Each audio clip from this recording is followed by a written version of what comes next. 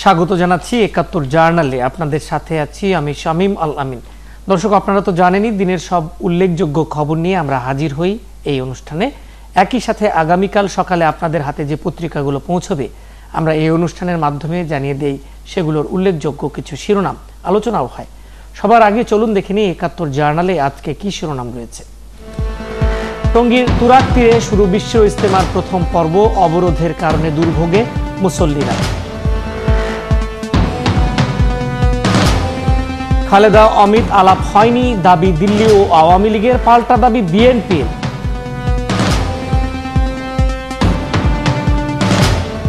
অবরোধে মহাসড়কে বাস পুড়লে ক্ষতিপূরণ দেবে সরকার, জানালেন স্বরাষ্ট্র প্রতিমন্ত্রী। আবারও খুলেছে খালেদা জিয়ার কার্যালয়ের তালা, গ্রেফতারের পর 5 দিনের রিমান্ডে শমশের মোবিন। প্যারিসে হামলাকারীদের ধরতে পুলিশের অভিযান চলছে, গোলাগুলিতে নিহত 2 জন।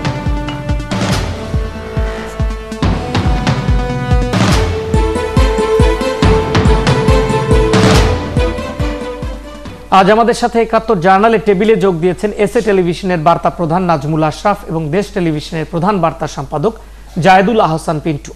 আপনাদের দুজনকে অসংখ্য ধন্যবাদ জানাচ্ছি যুক্ত হবার জন্য। একটু জানিয়ে রাখতে চাই, আলোচনায় যাবার আগে আমাদের সাথে রয়েছেন বাংলাদেশ সড়ক পরিবহন মালিক সমিতির সহসভাপতি মোহাম্মদ আবুল কালাম। যে কোনো এক সময় আমরা তার সাথে যুক্ত হব। একই সাথে যুক্তরাষ্ট্রের নিউ ইয়র্ক থেকে স্কাইপে মাহফুজুর রহমান এবং ফ্রান্সের প্যারিস থেকে general secretary all European Bangladesh association Kazi Enayetullah Paris থেকে তিনি যুক্ত হবেন আমাদের সাথে। সবার সাথে আমরা বিভিন্ন সময় আলোচনা করব। যাচ্ছি আলোচনায়। নাজমুল আশরাফ, একটি হঠাৎ করে আমরা খবরের উৎপত্তি দেখলাম, বিশেষ করে এই সন্ধ্যার পর থেকে। সেটি হচ্ছে যে গতকাল বিএনপির পক্ষ থেকে যে দাবি করা হয়েছিল যে ভারতের ক্ষমতাসীন বিজেপির সভাপতি অমিত শাহ খোঁজ খবর নিয়েছেন, খোঁজ খবর নিতেই পারেন, সেই আলোচনা তখন সেভাবেই হয়েছিল। কিন্তু আজকে আবার খবরে আওয়ামী লীগও দাবি করেছে, গণমাধ্যমে এসছে, কয়েকটি ৭১-ও সেই খবর এসছে যে এই ফোন আলাপটি হয়নি। তার সাথে আবার মার্কিন কংগ্রেসম্যান যুক্ত হয়েছেন। সব মিলে এই পরিস্থিতি, বিশেষ করে অমিত শাহ এবং ভারত থেকে শুরু করি, আমেরিকা পরে যাই। এখন বিষয়টা হলো কি যে বেগম খালেদা জিয়া সাবেক একজন প্রধানমন্ত্রী, সাবেক বিরোধী নেত্রী, বর্তমান একটি বড় দলের চেয়ারপারসন। তিনি অসুস্থ আছেন বা অন্তরীণ আছেন বা দুরবস্থায় আছেন, এই ব্যাপারে পাশের দেশের একটি রাজনৈতিক দলের নেতা খোঁজ খবর নিতেই পারেন, এটা অস্বাভাবিক কিছু না। কিন্তু এই খোঁজ খবর নিয়েছেন কি নেননি, এটা নিয়ে সরকারি দল এবং বিএনপির মধ্যে যেই তর্ক বিতর্ক হচ্ছে, তাতে করে একটা জিনিস স্পষ্ট হয়েছে। আমরা সবসময় বলি না যে আমাদের রাজনৈতিক দলগুলো বা রাজনৈতিক নেতারা গণতন্ত্রের কথা বলেন, দেশের মানুষের কথা বলেন এবং জনগণই সকল ক্ষমতার উৎস, তাদের সমর্থন, তাদের কল্যাণী, তাদের লক্ষ্য ইত্যাদি ইত্যাদি। কিন্তু বহিঃশক্তির ব্যাপারে যে কতটা ব্যাকুল আমাদের রাজনৈতিক দলগুলো, তার আরেকটি নমুনা হচ্ছে এটি। এখন বেগম খালেদা জিয়ার খোঁজ খবর যদি অমিত শাহ নিয়ে থাকেন, তাতেই বা কি অসুবিধা?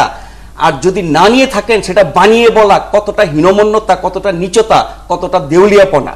এখন দুপক্ষ যার যার মতো করে দাবি করেছেন, তাদের বক্তব্যগুলি গণমাধ্যমে এসেছে। আমার ধারণা খুব শীঘ্রই হয়তো গণমাধ্যম তাদের নিজস্ব অনুসন্ধান এবং নিজস্ব তথ্যের মাধ্যমে হয়তো বিষয়টা স্পষ্ট করবেন।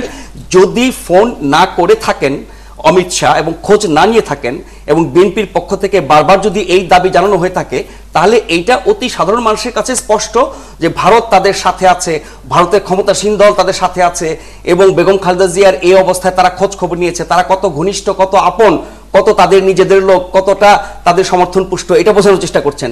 আবার যদি খোঁজ খবর নিয়ে থাকেন এবং তার বিপরীতে যদি সরকারি দল বা আওয়ামী লীগ বলে থাকেন যে না খোঁজ খবর নেয়নি, যোগাযোগ হয়নি, তারা মিথ্যাচার করেছেন, সেক্ষেত্রে খোঁজ খবর নিলে পরে কি ভারত বিএনপির পক্ষে চলে গেল, আওয়ামী লীগের বিপক্ষে চলে গেল? এই বিষয়গুলো কিন্তু মানুষের সামনে চলে আসে। একইভাবে যুক্তরাষ্ট্রের বিবৃতিটি নিয়ে যে প্রশ্নটি উঠেছে, সেখানেও কিন্তু দুপক্ষ যার যার দাবিতে অটল আছেন। কিন্তু কংগ্রেসম্যানরা কিন্তু বলছেন যে তারা এই বিবৃতি দেননি এবং সেই বিবৃতিও কিন্তু আমরা দেখলাম যে বিএনপি আওয়ামী লীগের যুগ্ম মহাসচিব, যুগ্ম সাধারণ সম্পাদক, তিনি সংবাদ সম্মেলনে সেটা দেখিয়েছেন, পড়ে শুনিয়েছেন। মোটামুটি এখন পর্যন্ত নিশ্চিত হওয়া যায় যে দেননি। তার মানে হচ্ছে যে বিদেশিদের সমর্থন পাওয়ার জন্য এই ধরনের জালিয়াতি পর্যন্ত আমাদেরকে করতে হচ্ছে। আন্দোলন আমরা করব, জনসমর্থন পাই না, আন্দোলন করব, দলের কর্মীরা মাঠে তৎপর হন না, আন্দোলনের নামে নাশকতা হয়, আন্দোলনের নামে নানান রকমের ষড়যন্ত্র হচ্ছে, আন্দোলনের নামে মানুষের জীবন নিরাপত্তা নিরাপত্তাহীনতার মধ্যে পড়ছে এবং বৈদেশিক তৎপরতা আমরা অতীতেও দেখেছি কোনো না কোনোভাবে কোনো না কোনো বিদেশি শক্তিকে পক্ষে টেনে তাদের মাধ্যমে প্রভাবিত করে তাদের কাজে লাগিয়ে আমার রাজনৈতিক স্বার্থ হাসিল করা। এ কি রাজনীতি, এ কি কোন? জায়েদুল আহসান পিন্টু, দেখেন এটা তো নাজমুল আশরাফ ক্লিয়ারলি বললেন। তো এখানে ওইটাই আমাদের এই তৃতীয় বিশ্বের এই ছোট দেশটিতে রাজনীতির পালাবদল বা ক্ষমতার পালাবদলে আমরা জনগণ, সাধারণ জনগণ তো একটা বড় ভূমিকাই রাখি ভোটের মাধ্যমে, কিন্তু এর বাইরে নেপথ্যে যারা কলকাঠি নাড়ে যে পার্শ্ববর্তী দেশ বলেন বা মার্কিন যুক্তরাষ্ট্র বলেন বা কিছু দাতা সংস্থা বা অর্থবিত্ত যেখান থেকে আসে, এগুলো একটা নিয়ামক একটা বড় ভূমিকা রাখে। এখন যেই কারণে একটা ধারণা দেওয়ার চেষ্টা যে এর আগে যে ধারণা ছিল কংগ্রেস সরকার আওয়ামী লীগের সঙ্গে আছে, সেটার কাউন্টার একটা ধারণা বিজেপি সরকার ভারতের সঙ্গে আপনার বিএনপির পক্ষে থাকবে, এই ধারণাটা দিতে পারলে তারা একটা বাড়তি ফায়দা নিতে পারে বিএনপি।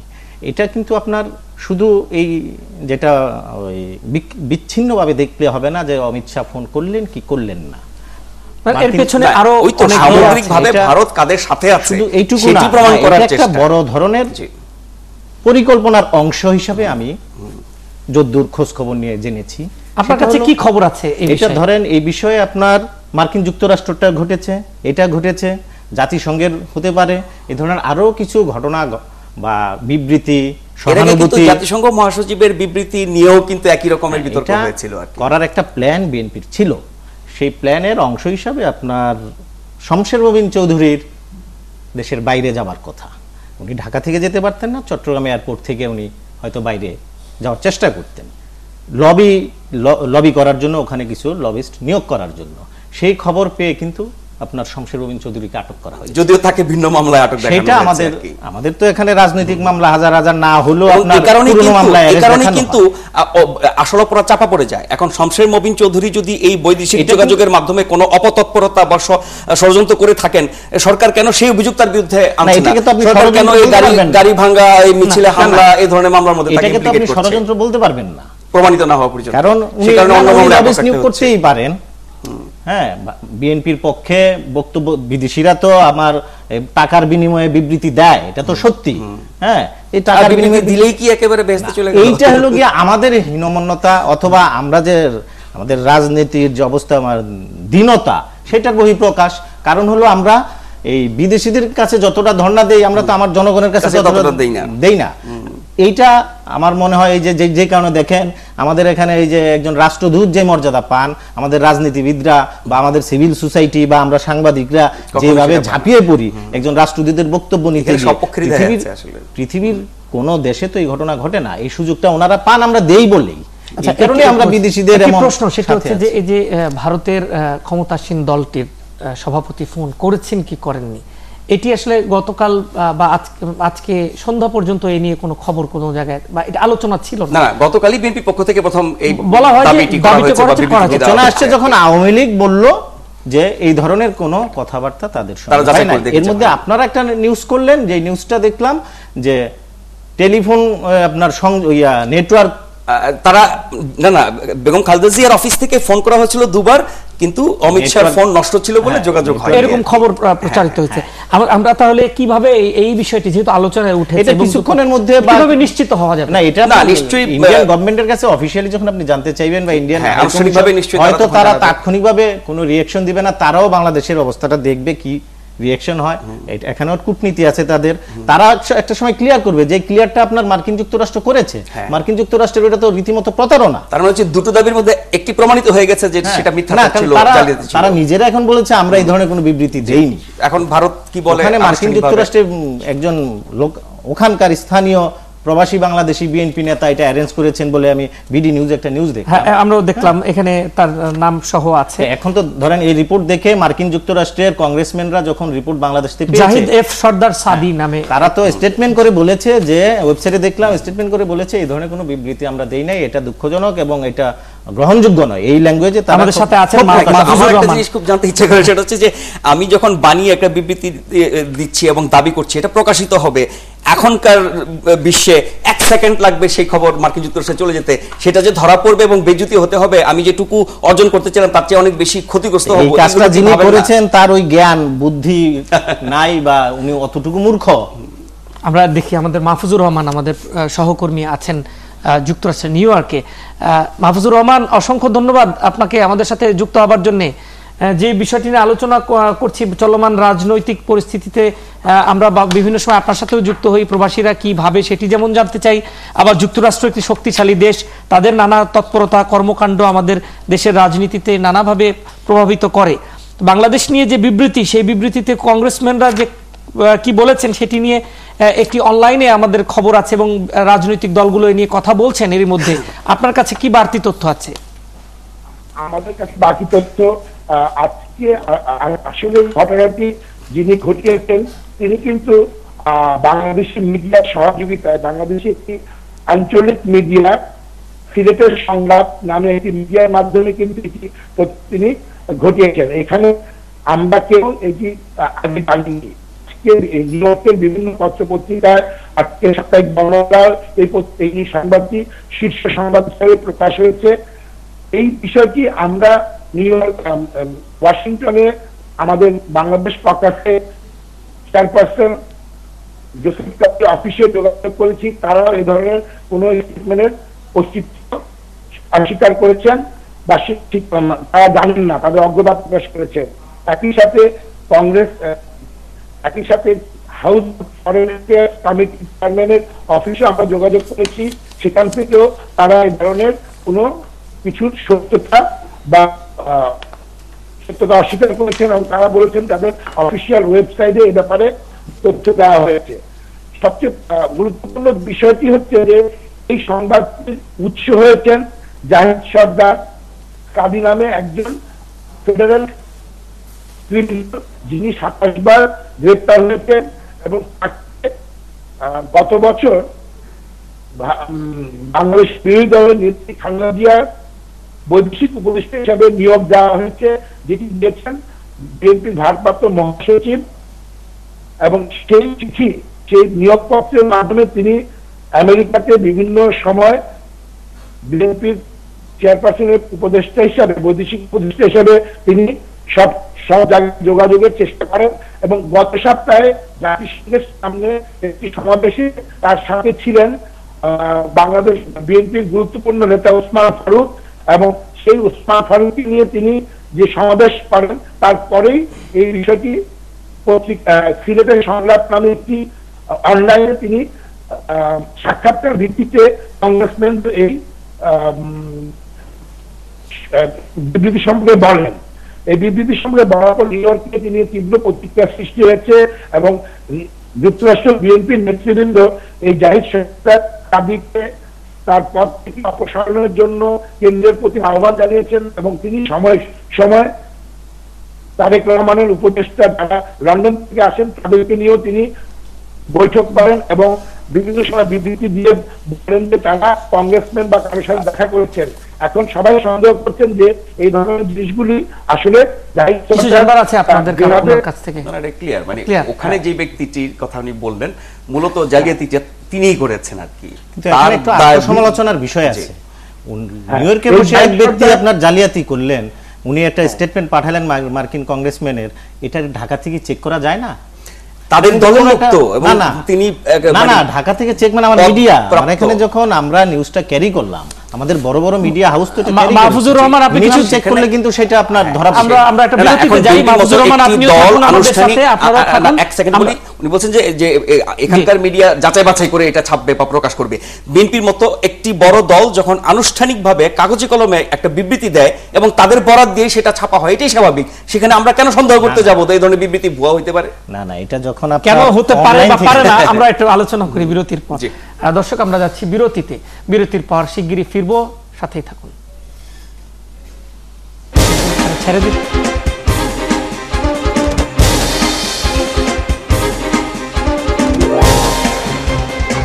টঙ্গীর তুরাগ তীরে শুরু বিশ্ব ইজতেমার প্রথম পর্ব, অবরোধের কারণে দুর্ভোগে মুসল্লিরা।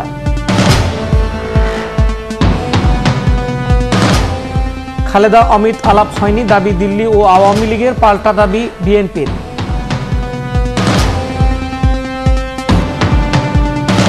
অবরোধে মহাসড়কে বাস পুড়লে ক্ষতিপূরণ দেবে সরকার, জানালেন স্বরাষ্ট্র প্রতিমন্ত্রী।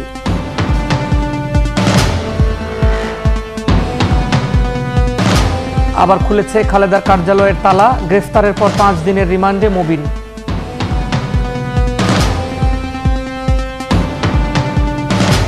প্যারিসে হামলাকারীদের ধরতে পুলিশের অভিযান চলছে, গোলাগুলিতে নিহত অভিযুক্ত 2 জন।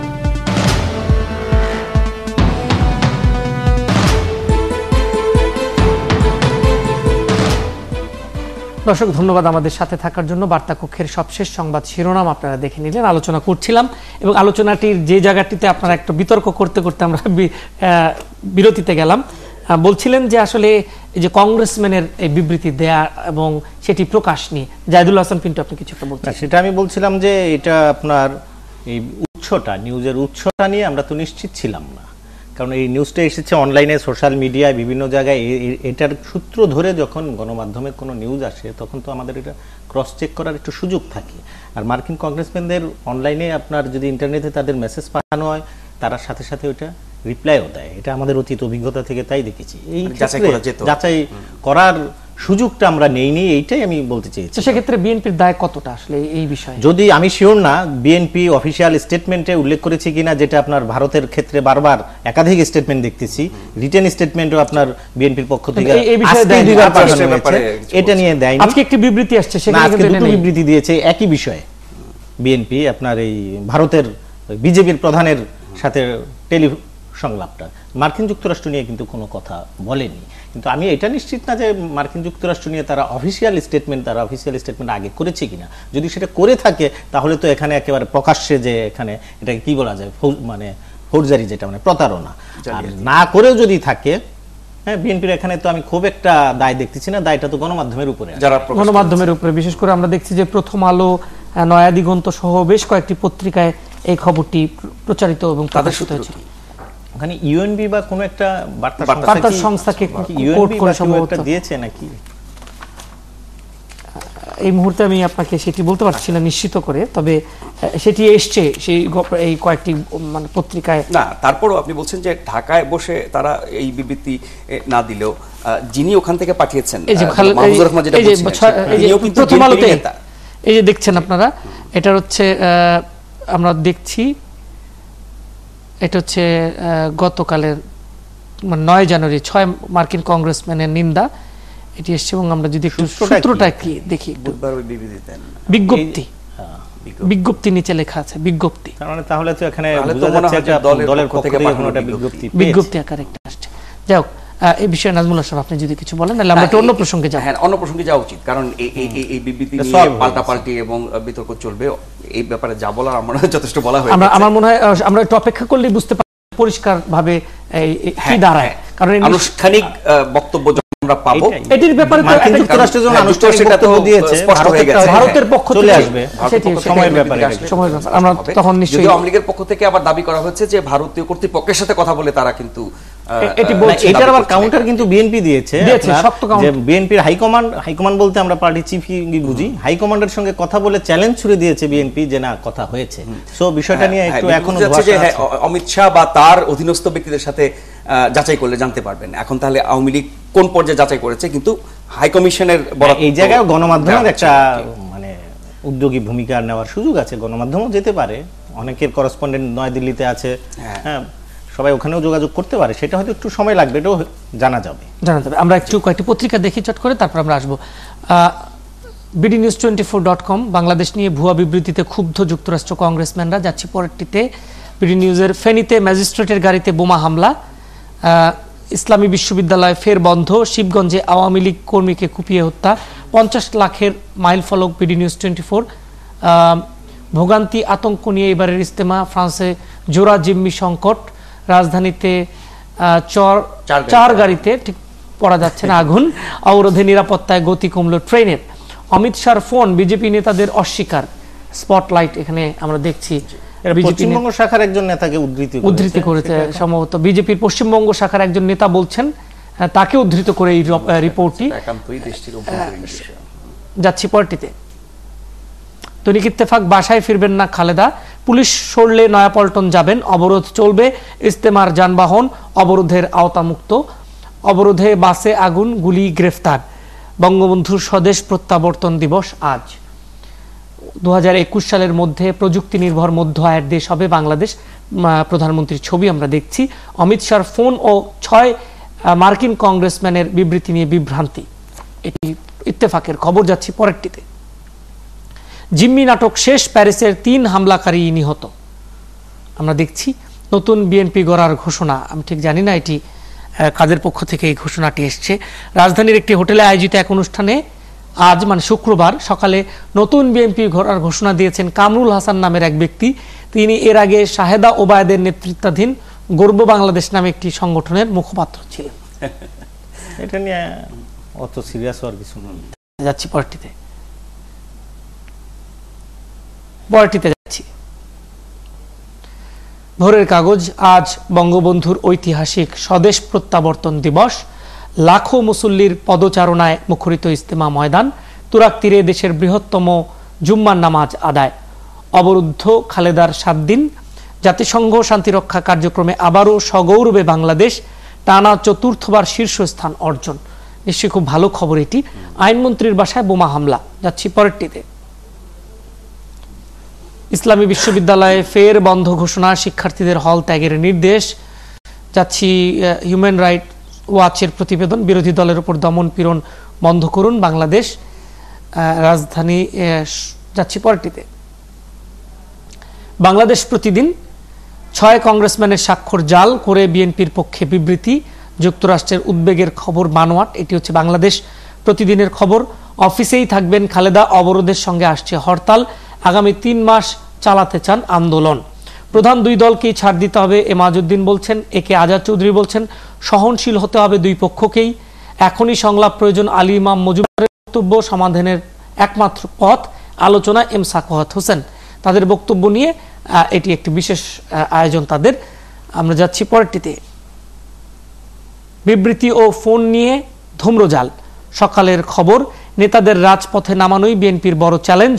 ঢিলে ঢালা অবরোধ, নাখোশ তৃণমূল কর্মীরা।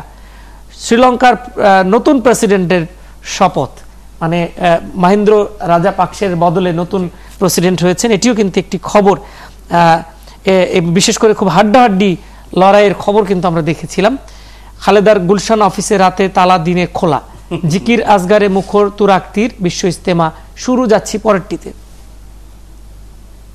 এখন পর্যন্ত এটি ছিল। আমরা অবরোধের খবর জানবো। বিশেষ করে গাবতলীতে একটি সভা করেছেন 3 মন্ত্রী পরিবহন মালিকদের নিয়ে।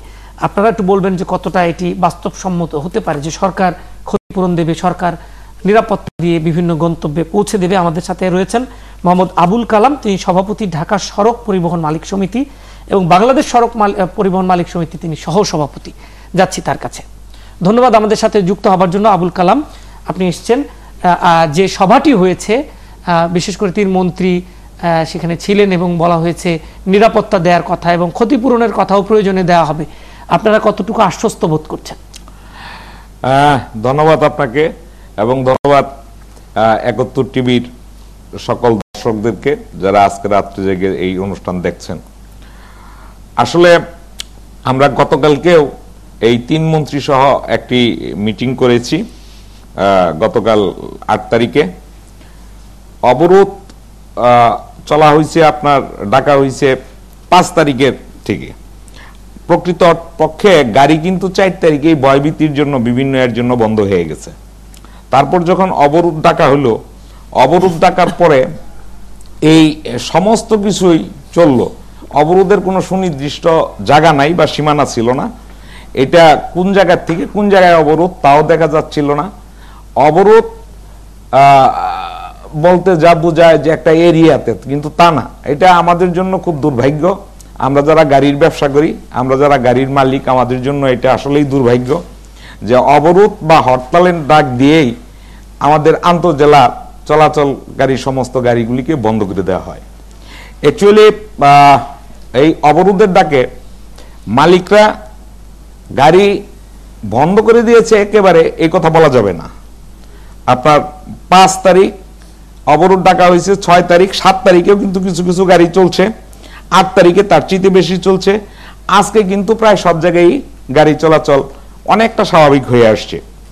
এর মধ্যে সরকার আশ্বস্ত করছে যে মালিকদেরকে ক্ষতিপূরণ দেবে। আসলে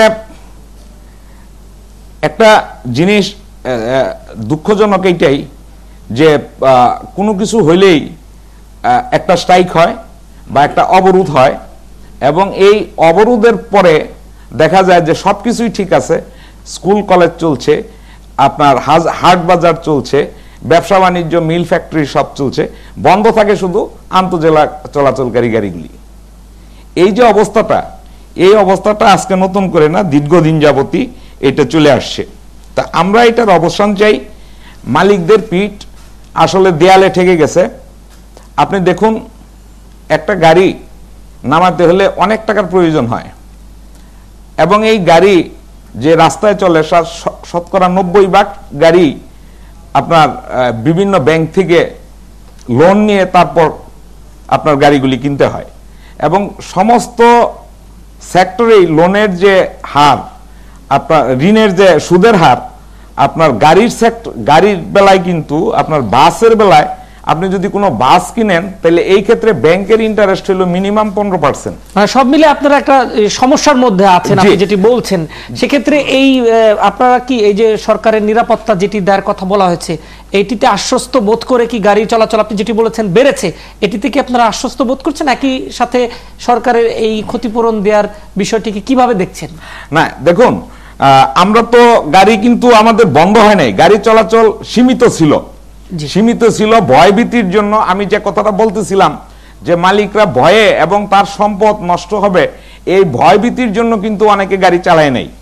এই অবস্থার মধ্যে কিছু কিছু গাড়ি চলতেছিল, এবং আজকে এই মাননীয় মন্ত্রী আশ্বস্ত করার পর আরো ব্যাপক হারে গাড়ি চলাচল বেড়ে গেছে।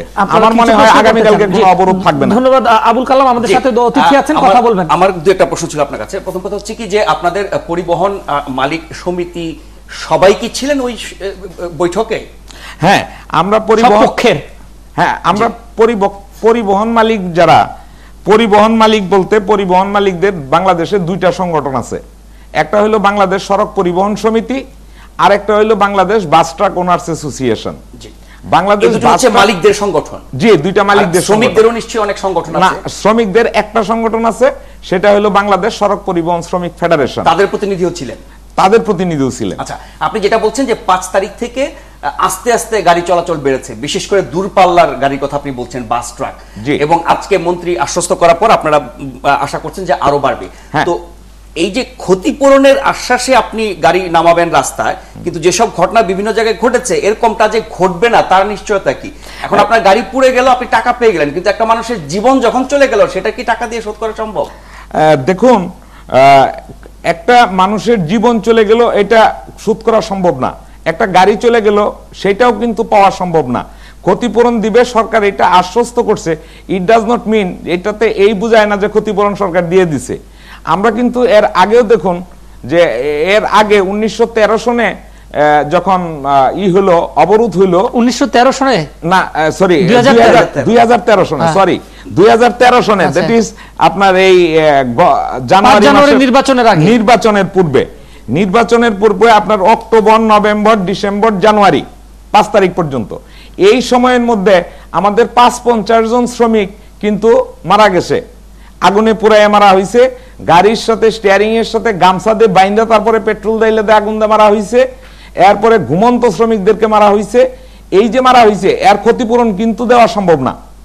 তবে নিরাপত্তার বিষয়টা সরকার কিভাবে দেবে? আপনাদের গাড়ির সাথে পুলিশের গাড়ি যাবে গোটা রাস্তা ধরে, নাকি বিভিন্ন জায়গায় যেসব জায়গায় হামলা হতে পারে আশঙ্কা আছে সেই সব জায়গায় পুলিশ বা নিরাপত্তা রক্ষীরা থাকবেন? দেখুন, গতকালকে পর্যন্ত এবং আজকে পর্যন্ত ওই যে সকল জায়গায় বিভিন্ন জায়গায় পুলিশের টহল ডিউটি বা ওই সকল জায়গায় পুলিশের ফিক্সড পোস্ট ডিউটি, এইটা করে যে নিরাপত্তা পুলিশ দিতেছিল, এইটা আমার মনে হয় যে গতকালকে যতটা জোরদার ছিল আজকে তার চেয়ে ওই আরো পুলিশের সংখ্যা রাস্তায় অনেক কম। তার কারণ গতকালকে যানবাহন যে পরিমাণ চলছে, আজকে যানবাহন তার চেয়ে অনেক বেশি চলছে। এবং আপনি প্রতিটি রাস্তায় খোঁজ নিয়ে দেখুন, আজকে কিন্তু যানজটের সৃষ্টি হয়েছে। যখনই রাস্তায় যান বেশি নামবে, গাড়ি বেশি নেমে যাবে, তখনই ওই পুলিশের নিরাপত্তা, পুলিশের টহল বা সাথে স্কর্ট করা এইগুলির প্রয়োজন পড়ে না। কি মানে তখন কি আপনার ওই জনগণ প্রতিরোধ করে এমন ব্যাপার, নাকি কি কারণে দরকার হয় না? দরকার হয় না এই জন্য গাড়ির সংখ্যা বেশি থাকে, জনগণ প্রতিহত করে, এবং জনগণ এক জায়গা থেকে আরেক জায়গায় যাওয়ার জন্য ব্যাকুল থাকে। ধরুন এই যে আজকে ইজতেমা চলছে, এই ইজতেমায় কিন্তু লক্ষ লক্ষ লোক সমবেত হয়েছে। এর অন্তত 60 থেকে 65% লোক কিন্তু বিভিন্ন জায়গা থেকে রাত্রে বেলায় হোক যেভাবেই হোক গাড়িতে ঘুরিয়ে আসছে, বাসে ঘুরিয়ে আসছে। জি, কিছু একটা বলতে না, আমি জানতে চাচ্ছিলাম যে আপনারা সরকারের সঙ্গে বৈঠক করলেন, এর আগেও করেছেন, ক্ষতিপূরণ দিবে এবং নিরাপত্তা দিবে, সব আশ্বাস দিচ্ছে। আমি স্পষ্ট জানতে চাই, কাল থেকে কি আপনারা মালিক সমিতি সব বাস ট্রাক রাস্তায় নামাবেন? এই ধরনের কোনো সিদ্ধান্ত নিয়েছেন? দেখুন, আমাদের সিদ্ধান্ত আগেই আমরা নিয়েছি। গতকালকেও গাড়ি চলছে, আজকেও চলছে, আগামীকালকে সম্পূর্ণ চলবে। আজকে রাত্রে আপনি যান, সবগুলি টার্মিনাল থেকে কিন্তু গাড়ি চলাচল আগের মতোই স্বাভাবিকভাবে আসছে। গাবতলীতে কিছুটা কম ছিল, ঘাটতি ছিল, সেটা আজকের থেকে শুরু হয়েছে। আপনারা আজকে সারাদিন সায়দাবাদ বাস টার্মিনাল থেকে পূর্বাঞ্চলের সমস্ত ডিস্ট্রিক্টগুলিতে কিন্তু গাড়ি চলাচল করছে। আপনার মহাখালী বাস টার্মিনাল থেকে বৃহত্তর ময়মনসিংহ জেলায় গাড়ি চলাচল করছে, এবং আজকে সারাদিনে আপনার বগুড়ার থেকে ঢাকা পর্যন্ত গাড়ি চলাচল করছে, রংপুরে গাড়ি চলাচল করছে। একটা অবস্ট্রাকল সৃষ্টি হয়েছিল আপনার পলাশবাড়ি নামক স্থানে, আমাদের শ্যামলী পরিবহনের একটা বাস পুরার পরে আপনার ওই রাস্তাটা ঘন্টা 3-4 বন্ধ ছিল। এছাড়া কিন্তু গাড়ি চলাচল খুব যে বেশি বন্ধ ছিল তা না, এবং আগামীকালকে সম্পূর্ণভাবে গাড়ি চলবে বলে আমি। আমার শেষ একটা প্রশ্ন আছে, সেটা হচ্ছে যে মানুষের চলাচলের দরকার আছে, মানুষ অতিষ্ঠ হয়ে গেছে, এটা যেমন ঠিক, আপনাদের দেয়ালে পিঠ থেকে গেছে, এটাও ঠিক, সরকার নিরাপত্তা দেওয়ার কথা বলেছে, এটাও ঠিক। কিন্তু আমরা ওই বৈঠকে স্থানীয় সরকার প্রতিমন্ত্রীর মুখে শুনলাম যে যেসব কাউন্টার থেকে টিকিট বিক্রি করা হবে না বা গাড়ি ছাড়বে না, তাদের কাউন্টার বন্ধ করে দেওয়া হবে। এখানে কি সরকারের কোনো চাপও আছে? দেখুন, এই যে মাননীয় প্রতিমন্ত্রীর কথাটি বললেন, এই কথাটি কিন্তু আমার মনে হয় যে আমরা তো মিটিং এ ছিলাম, এই কথাটি গণমাধ্যমে আংশিক প্রচারিত হয়েছে। মাননীয় মন্ত্রী বলছেন কিন্তু গণমাধ্যমে দেখি কি বলেন, এটা আংশিক প্রচারিত হয়েছে। কারণ প্রত্যেকটা পরিবহনেরই আপনার এক একটা টার্মিনালে একাধিক কাউন্টার আছে। যেমন আপনার ধরুন হানিফ পরিবহনের অনেক একাধিক কাউন্টার আছে গাবতলী টার্মিনালে, শ্যামলী পরিবহন একাধিক কাউন্টার আছে, এরকম বিভিন্ন পরিবহনের বিভিন্ন টার্মিনালে 4টা 5টা 6টা কাউন্টার আছে। এই 4টা 5টা 6টা কাউন্টার এই সময়ে আমরা এটাকে বলি পরিবহনের জন্য ক্রান্তিকাল, এবং এটা দুঃসময়। এই সময়ে যদি একটা টার্মিনালে 4টা 5টা কাউন্টার চালু থাকে, তখন এটা ম্যানেজ করা মুশকিল হয় এবং এটা নিরাপত্তা দেওয়া মুশকিল হয়। যার জন্য যে টার্মিনালে যে পরিবহনের একাধিক কাউন্টার আছে, ওটা বন্ধ রেখে একটা কাউন্টার থেকে তার সমস্ত গাড়িগুলি পরিচালনা করবে এই দুঃসময়ে, এই ক্রান্তিকালীন সময়ে। তাহলে আপনি বলতে চাচ্ছেন সরকারের তরফ থেকে কোনো চাপ নেই? না, সরকারের তরফ থেকে চাপ থাকবে কেন? আমরাই তো নিজেরা আমাদের পেটের চাপে অস্থির হয়ে গেছি ভাই। ধন্যবাদ আপনাকে মোহাম্মদ আবুল কালাম আমাদের সাথে যুক্ত হবার জন্য।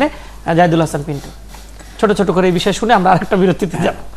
না, এই অবরোধ নিয়ে তো আপনার নতুন করে বলার কিছু নাই, আমাদের দেশের এই অভিজ্ঞতা আছে। যেটি বলছিলেন যে সরকারের এই যে ক্ষতিপূরণ দেবে, এটা নিয়ে খুব বেশি খুশি হওয়ার কিছু নাই। কয়টা গাড়ি পোড়াইলে সরকার ক্ষতিপূরণ দিতে পারবে? সরকারের আপনার ভান্ডার থেকে কত টাকা দিতে পারবে, তাই না? আপনার একটা বাস আপনার 50 লাখ 1 কোটি 1.5 কোটি টাকা একটা বাসের দাম আছে।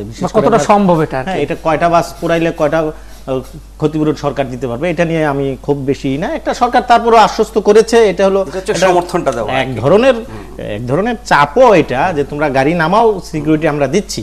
এই হয়তো বিজিবির মাধ্যমে অথবা পুলিশের মাধ্যমে বা র্যাবের মাধ্যমে আগে পিছিয়ে এর আগেও কিন্তু সরকার এই চিটং থেকে স্কট করে গাড়ি ঢাকায় এনেছে। তো কালাম সাহেব যেটা বললেন, আজকে আমি ঢাকার বাইরে গিয়েছিলাম, হ্যাঁ, আমার অভিজ্ঞতার সাথে কিছুটা মিলেছে। কারণ আমি দেখেছি আসলে কিছু গাড়ি ঘোড়া আসছে এর আগের তুলনায়। আমি ঢাকার বাইরে গিয়েছি, আসছি, কিন্তু দূরপাল্লার বাস সংখ্যা আসলে খুব বেশি বাড়েনি। তো এইটা আসলে একটা ভয়। উনি যে তথ্যটা দিয়েছেন, 55 জন শ্রমিক তার মারা গেছে এই আপনার বোমায়, গান পাউডার 2013 সালে, এই ভয়টা তো আছে। এই আতঙ্কের মধ্য দিয়েই কিন্তু তাদের চলতে হচ্ছে। শুধু তাদের না, আমি তো মনে করি সারা, শুধু যাত্রীরা কেন, আজকে আইনমন্ত্রীর বাসায় বোম ফুটেছে, উনি কি আতঙ্কের মধ্যে নাই? আজকে আমি নিজে তো আজকে আতঙ্কের মধ্যে বললাম ম্যাজিস্ট্রেটের উপর হামলা হচ্ছে, পুলিশের উপরে হামলা না হচ্ছে। না, সেটা তো আমি বলতেছি যে বিভিন্ন নিউজ দেখতেছি। আজকে তো আমি আতঙ্কের মধ্যে পড়লাম, আপনার অফিসে যখন আমি ঢুকার মুহূর্তেই বোমাটা মারলো। কয়েক সেকেন্ডের জন্য আমি ধরেন বলতে হবে যে ন্যারোলি এসকেপ, হ্যাঁ 2-4 সেকেন্ডের গাড়ি থেকে নামলাম, আপনার গেটে বোমা ফাটলো। না, তবে অবরোধ যদিও চলছে, কিন্তু অবরোধের আপনি শুরুটা যদি চিন্তা করেন, এটা আমরা জানি, যেদিন খালেদা জিয়াকে বেরোতে দেওয়া হলো না, তারপরে উনি ভাষণ দিলেন, এরপরে আমাদের কিছু সংবাদকর্মী তাকে এক ধরনের উস্কানি দিয়েই তার মুখ থেকে খবরটা বের করলেন। অসঙ্গতিটা কোন জায়গায়, সেদিন তাদের একটি জনসভা ছিল সোহরাওয়ার্দী উদ্যানে, কিন্তু কোনো অবরোধ ছিল না। তিনি বললেন যে অবরোধ অব্যাহত থাকবে, তার মানে একটি চালু কর্মসূচি অব্যাহত থাকতে পারে। যেখানে কোনো কর্মসূচি ছিল না, অবরোধই ছিল না, সেখানে তিনি বলেন অব্যাহত থাকবে। এবং সেই অবরোধ কিরকম, কোথায়, কখন, কিভাবে, এগুলো কিন্তু তাৎক্ষণিকভাবে সিদ্ধান্ত নেওয়া হয়নি, পরিকল্পিত বলা হয় নাই না তাৎক্ষণিকভাবে।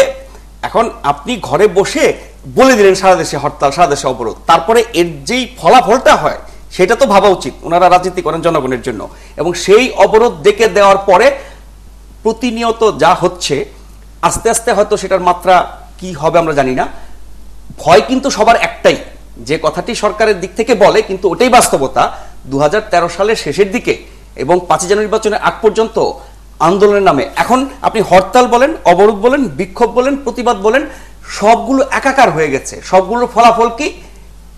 গাড়ি জ্বালাও, বোমা মারো, নাশকতা করো, পুলিশ পেটাও, গাছ কাটো, সম্পদ ধ্বংস করো, এই হচ্ছে।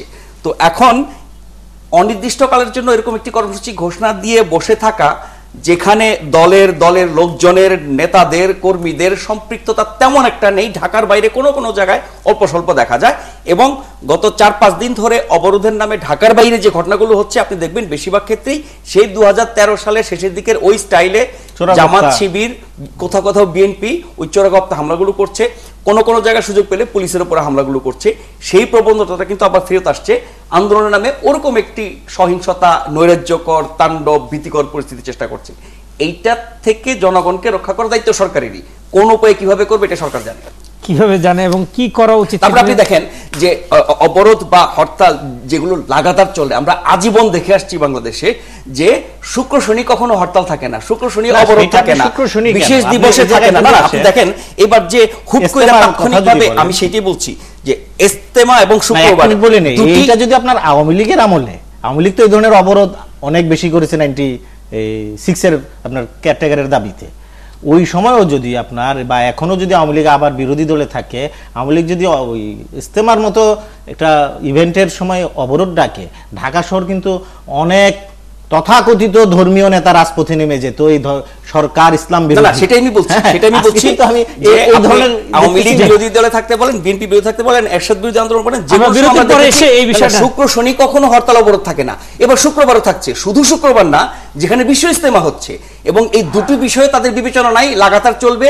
রিজভী সাহেব জওহারি স্টাইলে কোত্থেকে ভিডিও বার্তা দিচ্ছেন, চলবে চলবে চলবে। এই দায় দায়িত্ব, জবাবদিহিতা কার? এবং এই দায় দায়িত্ব তাদেরকে নিতে হবে, জবাবদিহিতা করতে হবে। তার যে ফলাফল হচ্ছে জানমালের উপরে, তার জন্য তাদের বিরুদ্ধে বিরতির পর দর্শক একটা বিরতিতে যাচ্ছি, ফিরছি শিগগিরই।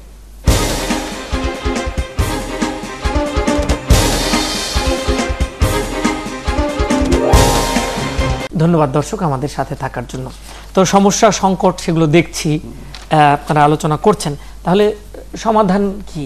মানে মানুষ তো সমাধান কোন কাগজে দেখলাম, বিভিন্ন কাগজে আসতেছে যে এই মুহূর্তে আলোচনা দরকার, সংলাপ প্রয়োজন। তো আমি এতে আপনার কোনো সমাধান দেখি না, যদিও বিশিষ্টজনরা বলছেন, তাদের সঙ্গে কন্ট্রাডিক্ট করার উদ্ধত্ত আমি দেখাতে পারি না। তো আমি একটু সময় যদি দেন, আমি ব্যাকগ্রাউন্ডে আসি। আপনার আলোচনা সমঝোতা দিয়ে আপাতত আপনার হয়তো সমাধান একটা আসবে, দুই পক্ষ যদি একমত হয়, এটা অংশগ্রহণমূলক নির্বাচন হবে। আলোচনার কি সম্ভাবনা দেখতেছেন? যদি হয়, আমি তো সম্ভাবনা দেখি না। এই দেশে তো যারা বলে যে দুই নেত্রী সংলাপ, বাংলাদেশে দুই নেত্রী সংলাপ কখনো সম্ভব না। কারণ 2004 সালের 21শে অগাস্টের ঘটনার পর অন্তত শেখ হাসিনার খালেদা জিয়ার সংলাপ হবে, এটা আমি বিশ্বাস করি না। তো আমি যেই বিষয়টা বলতে চাচ্ছিলাম সেটা হলো, আপনার এই যদি সংলাপ হয়েও থাকে, এই সংলাপের রেজাল্ট আপনার অংশগ্রহণমূলক একটা নির্বাচন, এই নির্বাচন কি আপনার সব সমস্যার সমাধান হয়ে যাবে? এটা আমি বিশ্বাস করি না। আপনি যদি পিছনে আসেন দেখেন 90-এর আগ পর্যন্ত যেটা আপনার ওই যে স্বৈরাচার বিরোধী আন্দোলনের পর আপনার 3 জোটের একটা রূপরেখা ছিল, সেটা কিন্তু একটা সমঝোতা ছিল। পরবর্তী সরকার এসে কিভাবে দেশ চালাবে, পরবর্তী সরকার এসে কিন্তু সেটা বেমালুম ভুলে গেল। এরপরে দেখেন আমাদের রাজনীতির কালচারটা কোথায় গেছে। 91-এ বিএনপি ক্ষমতায় আসলো আওয়ামী লীগ বিরোধী দলে, 34% আপনার সংসদ অধিবেশন বয়কট করলো। এরপরে আপনার বিএনপি এসে সেটাকে নিয়ে গেল 47%-এ, তারা সংসদে যায় নাই 47%। এরপরে আওয়ামী লীগ এসে সেটাকে নিয়ে গেল 60%-এ, অষ্টম সংসদে। নবম সংসদে এসে দেখেন বিএনপি, এই নবম সংসদ, বিএনপি যে এখন একটি সংসদ চায়, আমি তো বলবো এই সংসদ চেয়ে কি করবে তারা। গত সংসদ তো তারা ছিল, মানে আপনার নবম সংসদে তো তারা ছিল, সেই সংসদে তারা মাত্র 18% উপস্থিত ছিল। আর বিরোধী দলীয় নেত্রী এই 418 দিন ওয়ার্কিং ডেজ ছিল আপনার অধিবেশনের, 418 দিনের মধ্যে উনি 10 দিন ছিলেন। তো উনি আরেকটা সংসদ যদি চানো, অংশগ্রহণমূলক নির্বাচন হওয়ার পরে ওই সংসদে 10 দিন যাওয়ার জন্য উনি একটা সংসদ চেয়ে কি করবেন? অথবা আমি যদি বলি বিরোধী দলে বসার জন্য সংসদ উনি প্রধানমন্ত্রী যদি হন, আমি ট্রেন্ড তো বললাম আপনাকে, এর আগে তো আওয়ামী লীগ বিরোধী দলে ছিল, 60% সংসদ বয়কট করেছে। সেই জায়গায় আমি মনে করি না যে আপনার একটি নির্বাচিত সরকারি সমস্যার সমাধান করে ফেলবে। এই জায়গাটা কি তাহলে না, এই জায়গায় সমাধান যদি বলতে পারে, আমি মানে ওই নট ইন সাইট, আমি দেখছি না, আপনি দেখছেন না। তারপরেও আমি এখানে বলবো, যদি আপনার আমাদের রাজনৈতিক নেতৃত্ব বা আমাদের সিভিল সোসাইটি, ইভেন আমাদের জনগণেরও কিছু দায় আছে, আমরা চুপচাপ আর বসে থাকতে পারি না। সবার কি করবে জনগণ? সবার আপনার মানসিক বৈপ্লবিক পরিবর্তন দরকার। না অবশ্যই আমার 180 ডিগ্রি ঘুরে দাঁড়াতে হবে। আমি যেভাবে আগাচ্ছি 34% থেকে আপনার 91 থেকে 34% আমরা 83% সংসদ বয়কট করতেছি।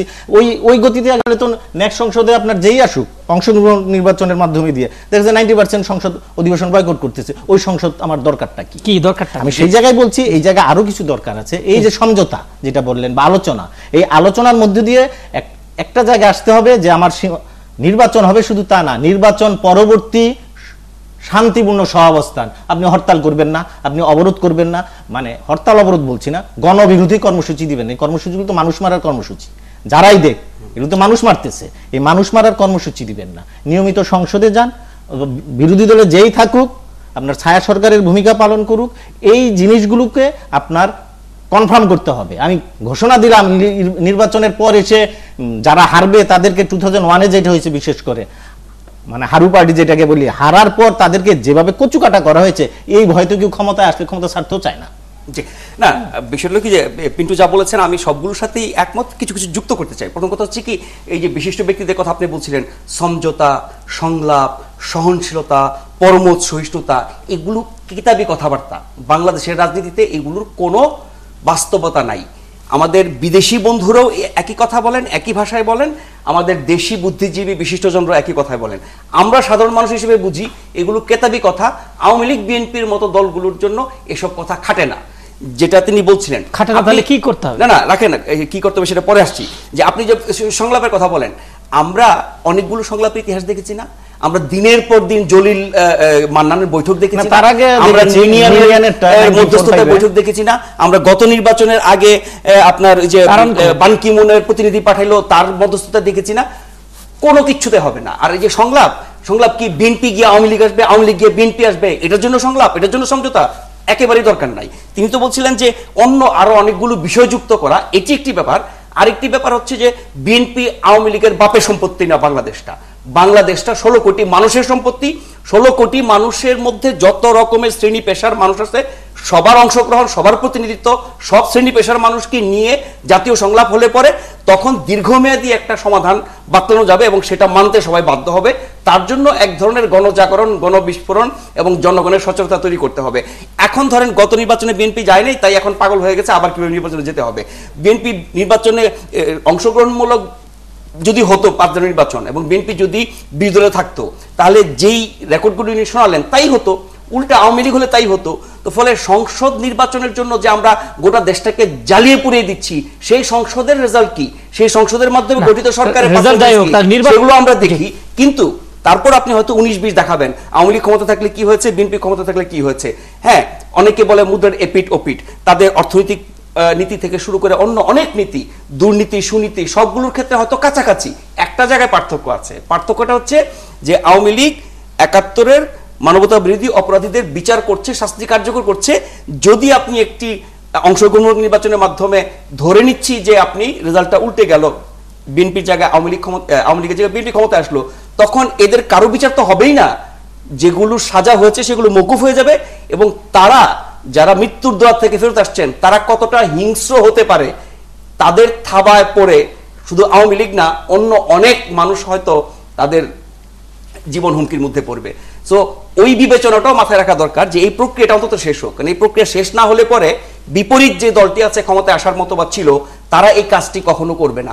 সাধারণ মানুষ হিসেবে আমরা এটুকু বুঝি যে এই প্রক্রিয়াটা শেষ হওয়া দরকার, এবং এই ইতিহাস নিয়ে যেই দায়টা বাংলাদেশ এত বছর বহন করেছে, এই কলঙ্কের ইতিহাসটা মোচন হলে অন্তত একটা বড় জায়গা থেকে জাতি। জায়েদুল আহসান পিন্টু, এই আপনাদের সামগ্রিক আলোচনার পরও একটি প্রশ্ন কিন্তু থেকেই যায়, কিন্তু বিএনপি তো একটা বড় দল, তারা একটি অংশগ্রহণমূলক নির্বাচন চায় এবং একই সাথে তাদের দাবি অনুযায়ী তত্ত্বাবধায়ক সরকারের অধীনে নির্বাচনটি চায় না। সেই দাবি থেকে তো একটু শিথিল হয়েছে তারা। না দেখেন, এই দাবিটা তারা করতেই পারে, তারা তত্ত্বাবধায়ক সরকারের দাবি করতেই পারে। যদি তত্ত্বাবধায়ক সরকারের দাবি না মানে বা মানলো, ধরেন মেনে একটা তত্ত্বাবধায়ক সরকার হলো, যে কোনো পরিস্থিতিতে আওয়ামী লীগ যদি ওই নির্বাচনে অংশ না নেয়, বিএনপি যেমন তত্ত্বাবধায়ক সরকার ছাড়া নির্বাচন যাবে না, আওয়ামী লীগ যদি বলে আমি তত্ত্বাবধায়ক সরকারের অধীনে নির্বাচনে যাব না, একই তো সিচুয়েশন। আপনি তো একটি পক্ষকে শুধু রাজি করলে একই তো সিচুয়েশন হবে। এই জায়গাটা আমি বলছি, এই জায়গাটায় স্থির হইতে হবে। শুধু নির্বাচন তো না, নির্বাচন করার পর তো যে কেউ ক্ষমতায় আসবে। আমি যে ডাটাগুলি বললাম আপনাকে, তো 5 বছরের একদিনের গণতন্ত্রের মধ্যে আমরা আটকে আছি। শুধু সেই একদিন এটা নির্বাচিত একটা সরকার হবে, গণতান্ত্রিক সরকার বা যেটাই বলেন আপনি, গণতান্ত্রিক প্রতিষ্ঠানগুলো তো সেই আগের মতো দুর্বলই থাকবে। আপনার গণতান্ত্রিক প্রতিষ্ঠানগুলো যদি আপনি শক্তিশালী না করেন, তা আপনি শুধু নির্বাচন দিয়ে কি করবেন? সেটা আপনার রাষ্ট্রপতি শাসিত সরকার থেকে আমরা যখন সংসদীয় সরকারে আসছি, প্রধানমন্ত্রী শাসিত সরকারে আসছি, তাহলে কোনো না কোনো জায়গা থেকে তো শুরুটা হইছে। সেই জায়গায় মানুষেরা, সেই জায়গায় আমাদের কিছু দায় আছে। আমি বলবো যে এই দেশের মানুষেরও কিছু দায় নিতে হবে, রাস্তায় নামবে। আমি মনে করি মানুষ ঘুরে দাঁড়াবে। এই হরতাল অবরোধ, হ্যাঁ সময় লাগবে, হয়তো কোনো না কোনো দিন মানুষ নামবে যে আমি এই রাজনীতি চাই না, আমি এইভাবে আর মরতে চাই না, আমি এইভাবে আর ওই আমার বাচ্চাকে বোমার আঘাতে স্কুলে পাঠাতে পারি না। এই ধরনের বাংলাদেশের সংখ্যাগরিষ্ঠ সাধারণ মানুষের বাস্তবতা হচ্ছে, কি আওয়ামী লীগ কি বিএনপি ক্ষমতায় গেল, তারা চায় জীবনের নিরাপত্তা, তারা চায় কাজের নিশ্চয়তা, তারা চায় জীবনযাপন করতে সাধারণভাবে। সেইটা আপনি ব্যাহত করছেন প্রতিনিয়ত এই আন্দোলনের নামে, ক্ষমতা বদলের নামে। মানুষের তো কিচ্ছু এসে যায় না যে গণতন্ত্র অনেক বিশাল ব্যাপার, অনেক গুরুত্বপূর্ণ, সেটার বিপক্ষে বলে লোকজন হয়তো মূর্খ বলবে, কিন্তু এই গণতন্ত্র এবং গণতান্ত্রিক প্রক্রিয়া এবং নির্বাচন এবং ক্ষমতার বদলে সংখ্যাগরিষ্ঠ মানুষের স্বার্থ কতটা রক্ষিত হচ্ছে, তাদের ভালো মন্দ কি হচ্ছে, সেই বিবেচনায় দেখা উচিত। আমরা ধন্যবাদ আপনাদেরকে। আমরা আরেকটা বিরতিতে যেতে হবে। বিরতির পর ফিরে এসে যেটুকু সময় আছে আমরা যাব ফ্রান্সের প্যারিসে, সেখানে আমাদের সব শেষ আলোচনাটা সেখান থেকে করতে চাই আজকের জন্য। দর্শক, যাচ্ছি বিরতিতে, সাথেই থাকুন।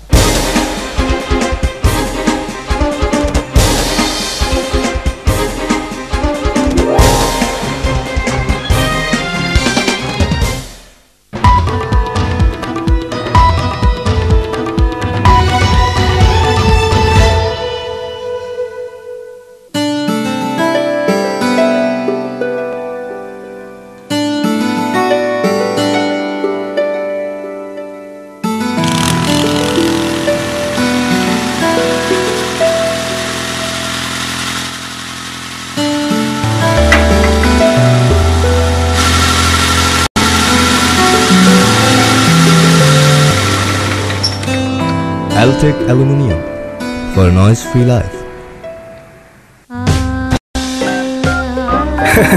সিম্পল ভিলায় তিতলির গান ছাদের কার্নিশগুলো হয়ে যায় রবিনের ওয়েলকাম টিউন। ঠিক তেমনই গ্রামীণ ফোনে ওয়েলকাম টিউন সার্ভিস চার্জ দিনভর সিম্পলি 1 টাকা। অ্যাক্টিভেট করতে সিম্পলি ডায়াল *321#। চলো বহুদূর গ্রামীণ ফোন। মিনিস্টার এলইডি টিভি, যা চোখের ক্ষতি করে না, 2টি রিমোট, 300-এর বেশি সার্ভিস পয়েন্ট, 5 বছরের ওয়ারেন্টি। মিনিস্টার, আমার পণ্য আমার দেশ, করব বাংলাদেশ। তিব্বত বল সাবানে 3 টাকা ছাড়। তিব্বত বল সাবান 3 টাকা ছাড়ে এখন মাত্র 14 টাকায়। তিব্বত বল সাবান, গলে কম চলে বেশি।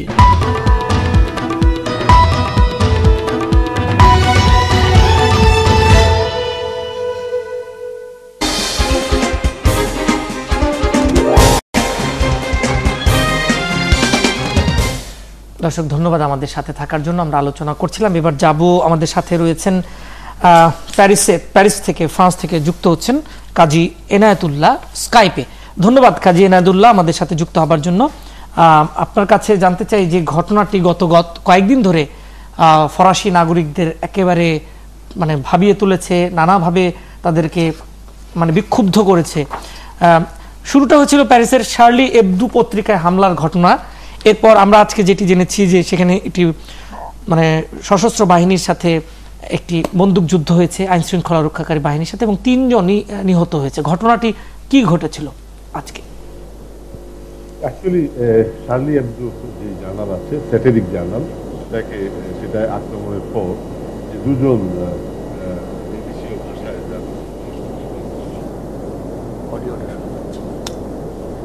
আমরা পরিষ্কার শুনতে পাচ্ছি না, কিন্তু শুনতে পাচ্ছেন? জি, আমার মনে হয় আপনি যদি একটু, জি এখন শুনতে পাচ্ছেন? এখন একটু শুনতে পাচ্ছি। অ্যাকচুয়ালি শার্লি এবদু ওই পত্রিকার যে দুজন দুষ্কৃতকারী ছিল,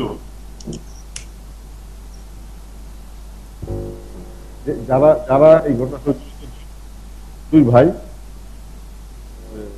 তাদের একজনের নাম হচ্ছে শেরিফ, আরেকজন হচ্ছে সাইদ ওয়াসি। তারা এই গতকাল বিকেল থেকে আজকে পর্যন্ত ফ্রান্সের উত্তর পূর্বাঞ্চলে বিচরণ করছিল নানাভাবে তাদের জীবন বাঁচানোর জন্য।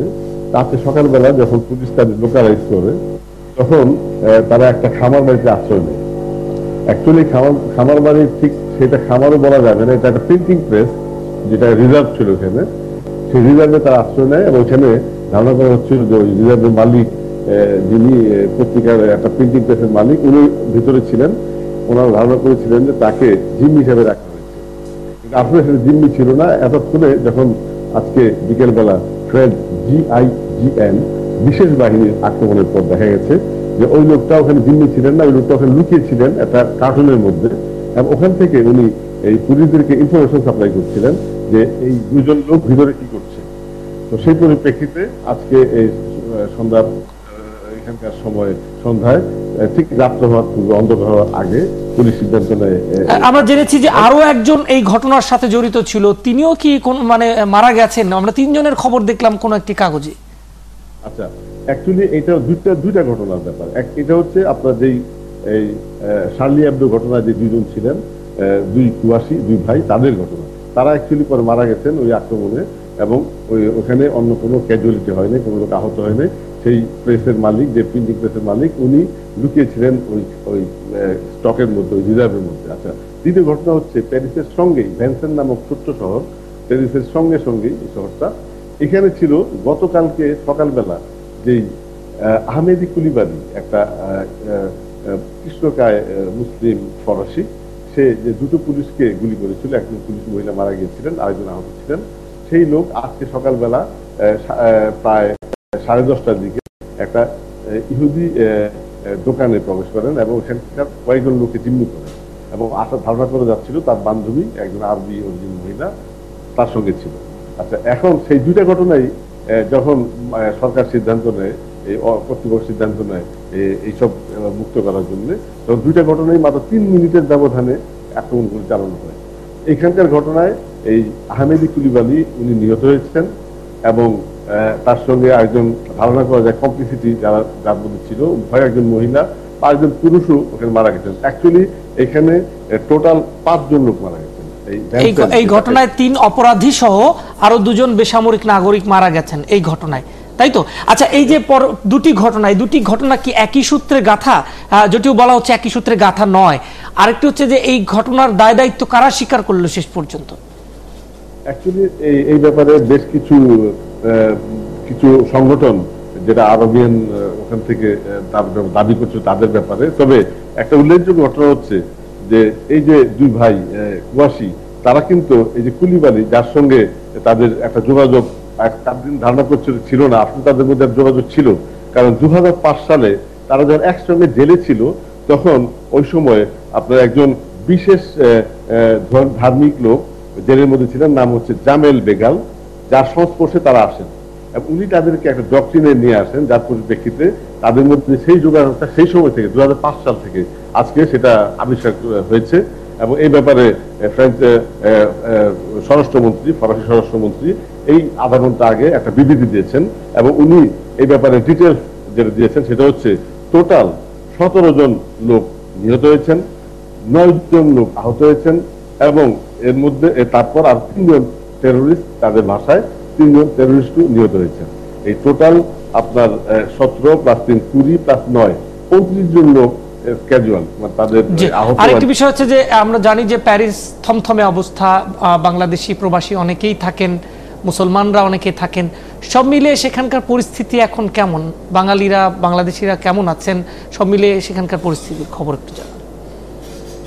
আমাদের বাংলাদেশি কমিটির মধ্যে খুব শান্ত শিষ্ট অবস্থা বিরাজ করছে। আজকে আমরা এই জুম্মার দিনে আমাদের বাংলাদেশি ওভের বিলিয়ে বাংলাদেশি মসজিদে গিয়েছিলাম, আমি নিজেও গিয়েছি, আমাদের মাননীয় রাষ্ট্রদূত সাহেব ছিলেন। আমরা আমাদের মধ্যে আলোচনা করেছি যে এই সকল সময়ে এই দেশে আমরা আছি, এই দেশের সঙ্গে সামঞ্জস্য রেখে সরকারের আইন কানুন সঙ্গে আমাদের যোগাযোগ রক্ষা করে আইন শৃঙ্খলা বাহিনীর প্রতি আমাদের শ্রদ্ধা দেখিয়ে আমরা যেন আমাদের এখানকার জীবনযাত্রা কার্যকলাপ পরিচালনা করি। কারণ এটা আমাদের এক ধরনের, আমরা এই দেশের অতিথি, অনেকে আমরা এই দেশের নাগরিকও, এবং এই দেশের প্রতি আমার দায়িত্ব আছে। এটা আমরা যারা নেতৃত্ব ছিলাম বা আমাদের যে রাষ্ট্রদূত মহোদয় ছিলেন উনিও এভাবে আমাদেরকে বলেছেন এবং আমাদের মধ্যে কোনো রকম কনফিউশন নেই যে এগুলো আমাদের সাবজেক্ট না, আমরা এইসব ব্যাপারে জড়িত না বা আমাদের সাবজেক্ট না, আমরা এই ব্যাপারে সতর্ক থাকা দরকার, সেটা আমরা সবাই আলোচনা করছি। জি, কাজী এনায়েতুল্লাহ, আপনাকে অসংখ্য ধন্যবাদ আমাদের সাথে যুক্ত হবার জন্য।